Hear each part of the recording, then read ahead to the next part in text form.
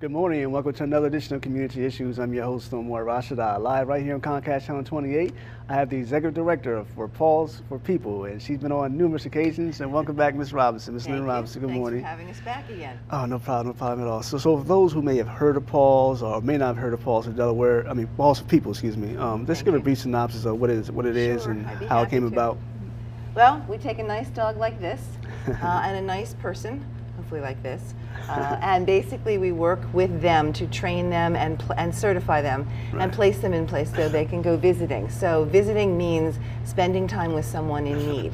It might be somebody in a hospital, it might be a child learning to read, it might be somebody in an Alzheimer's unit who really doesn't remember things but remembers dogs and remembers the fun they had.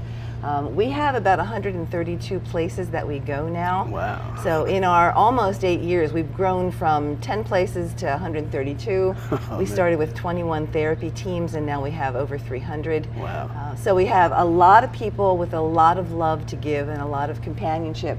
So it's a fun thing. We have some cats and we have some bunny rabbits, but mostly we have puppy dogs like this. Now you're not only in Delaware, but are you also in Pennsylvania and Maryland as well? We are. We are in Pennsylvania, pretty much from like Jenner's Pond, Westchester to Media, and then a little bit into Elkton, Maryland, Chesapeake City, and then we're also in New Jersey. We have a big contingency in New Jersey. Okay, now how do people have you come to visit them? What is the process? Did they call you and schedule an appointment? The very first thing people should do is go on our website, which is pawsforpeople.org. We have a very nice website with a lot of information. And on the top bar, there's one place that says to get involved. So we have volunteers, we need therapy teams, we need people. Oh, there he goes. He's comfortable now. And then what happens is we get the form that they fill out, and then we give them a phone call, talk with them, ask them questions, answer things, and then invite them to orientation. Okay, now is there a fee for having you guys come? There is. There's a testing and training fee of $35, and that is orientation, testing, training, because there are probably 8 or 9 hours of that involved, in addition to the initial form that they fill out and phone call.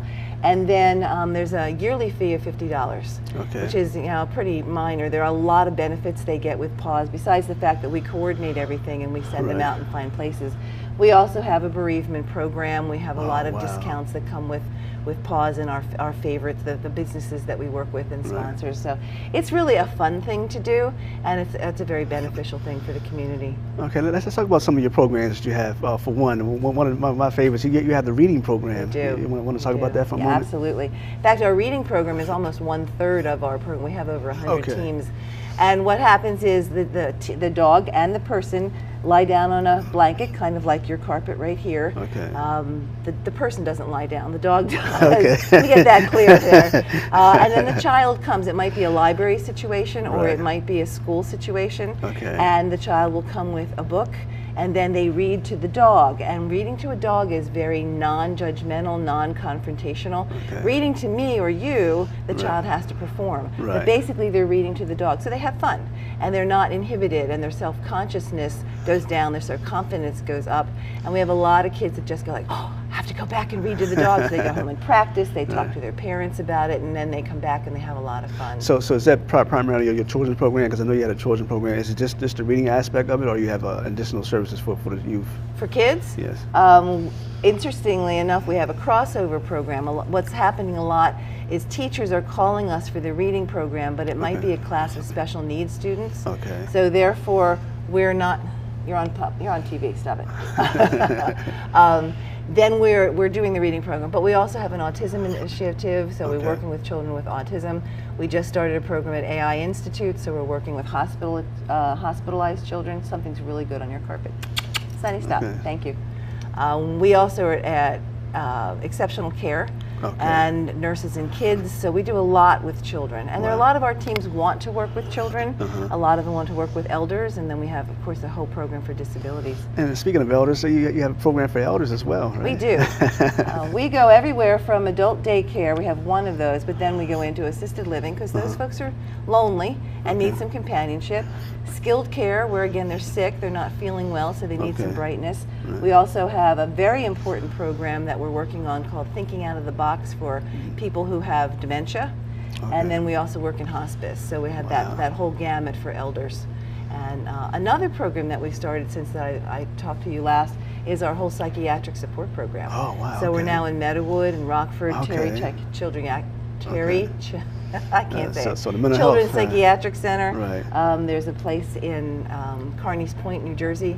So we're calling it mental wellness, right, but it is a whole mental health.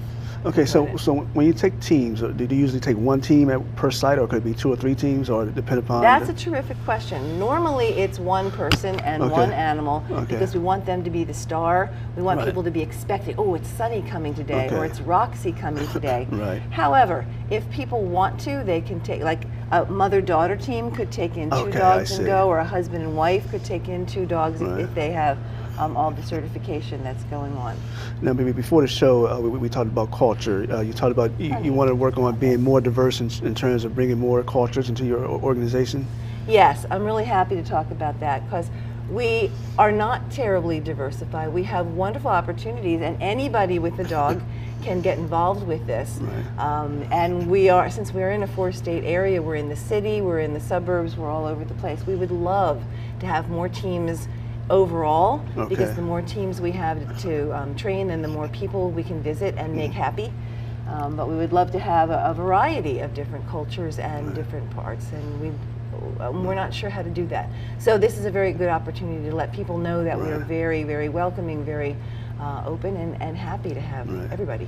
Now, you've been executive director for quite a while with PAWS for People. Just talk about your experience. How do you feel when you get positive feedback from others, and how do you feel about when you have volunteers say, hey, man, I love this, this is great. Just talk about it. That's such a nice question. I am the founder of PAWS, so I've been around since the very beginning. Oh, wow. And you weren't with us. You were too young at the time, right here.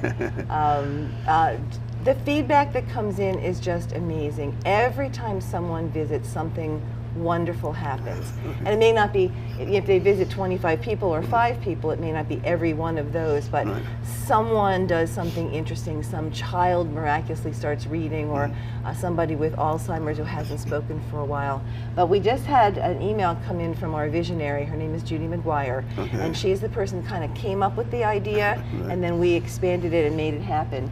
And she was just talking with someone who has a loved one in a dementia unit, and said that there's not a whole lot going on and it's not too exciting, but when the dogs come in, he said it's like a piece of Christmas. Right. And I'm like, isn't that neat? A piece of Christmas. When we come in, everybody brightens up, everybody's happy, lighter. We do comforting and calming, but we also enlighten and make people brighter. So I thought that was a really neat comment, a piece of Christmas. Oh, that's great. That's great. Now, those who are watching, now I'm quite sure you probably just don't take anyone who will be involved in your team. So is there a particular type of person or animal that you don't accept in terms of being involved with the team?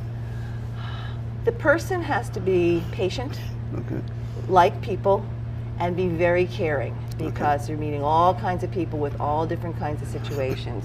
The animal has to be people-centered. I don't need an animal that's going to come over, say hi, and then walk over there, because if we're visiting, we're visiting. You need somebody, not that he does this all the time. This is kind of amazing that he's sitting here.